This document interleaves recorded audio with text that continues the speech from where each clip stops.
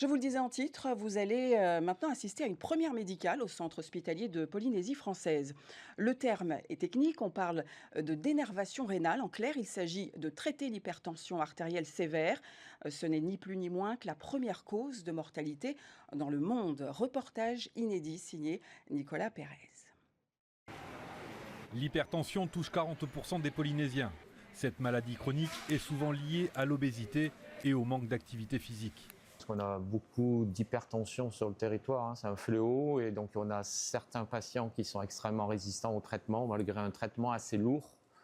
On a du mal à bien équilibrer leur chiffre tensionnel, donc ça c'est une technique supplémentaire qui va pouvoir les stabiliser.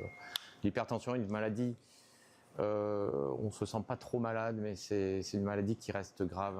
On dit souvent que c'est une tueuse silencieuse. Pour traiter ces patients les plus à risque, le CHPF a ainsi réalisé pour la première fois sur le territoire une nouvelle technique médicale, la dénervation rénale.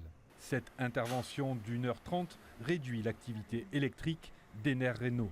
On va juste déconnecter l'innervation du rein, et cette innervation, elle n'engendre uniquement qu'une sécrétion hormonale qui vise à augmenter les chiffres tensionnels.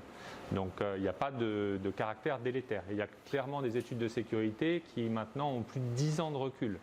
Donc il y a une innocuité à dénerver les artères du rein. L'hypertension artérielle est à l'origine d'accidents vasculaires cérébraux, d'infarctus du myocarde ou de lésions rénales. Cette technique s'adresse aux patients les plus à risque. Ça fait depuis un peu plus d'un an qu'on travaille sur le projet. On a pu sélectionner 4-5 malades à qui on a fait des examens pour s'assurer qu'ils pouvaient justifier de la technique. En gros, ce n'est pas tous les malades hypertendus qui peuvent bénéficier de ce type d'intervention. Ça justifie vraiment plusieurs étapes préalables, notamment une hypertension artérielle sévère et résistante à au moins 3 à 4 médicaments. 5 patients ont déjà profité de cette première sur le Fénois.